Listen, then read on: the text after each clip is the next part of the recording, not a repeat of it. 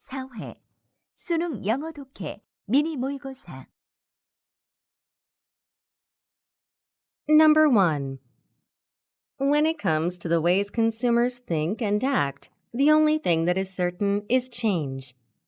Because of this continuous variation, the methods a business uses to effectively connect with its customers one year might not be appropriate the next. And, of course, it's not just consumers that change. With competitors constantly launching new products, brands, and advertising campaigns, the market itself is never static.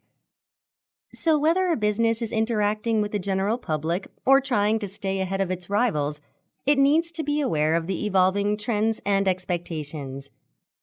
It is performing market research that allows businesses to stay on top in an always dynamic market. This process involves collecting, analyzing, and interpreting information related to the products or services in a particular market. Through market research, an organization can reduce uncertainty and make well-informed strategic decisions regarding customer interaction and current trends.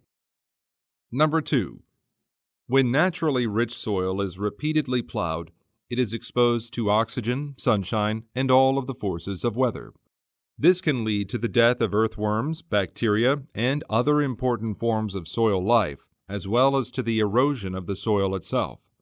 Further damage can be caused by the immense weight of agricultural equipment, which compacts soil to the point that it becomes virtually impenetrable to plant roots, soil life, and even water.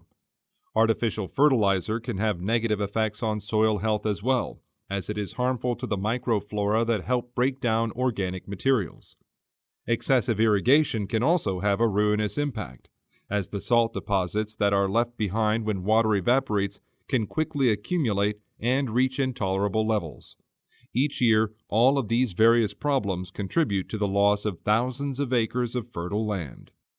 Number 3. Market systems are generally defined by an exchange process in which a variety of goods and services are traded.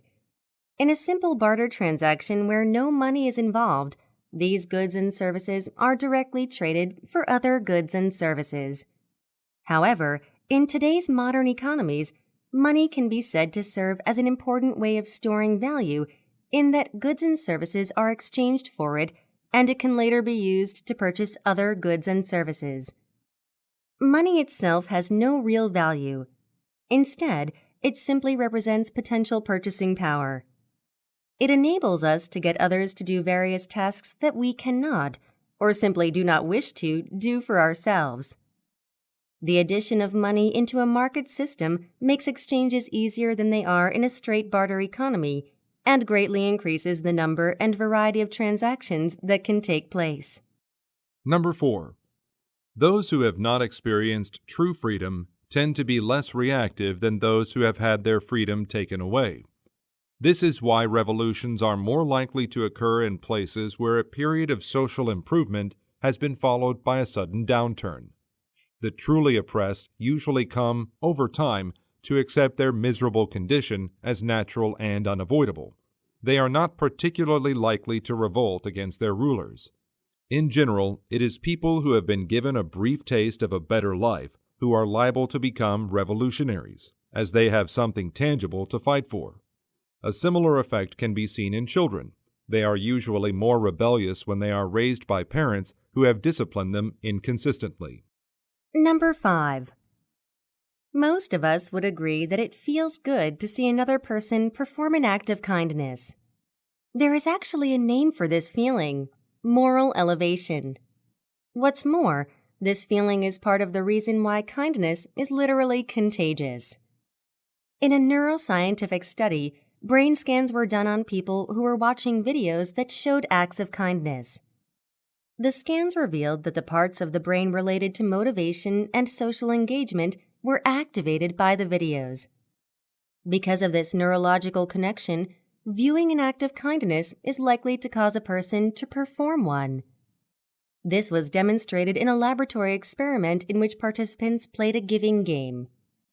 The researchers conducting the experiment observed that selfless acts of giving spread from one person to another, which led them to conclude that there is a fundamental link between social networks and kindness.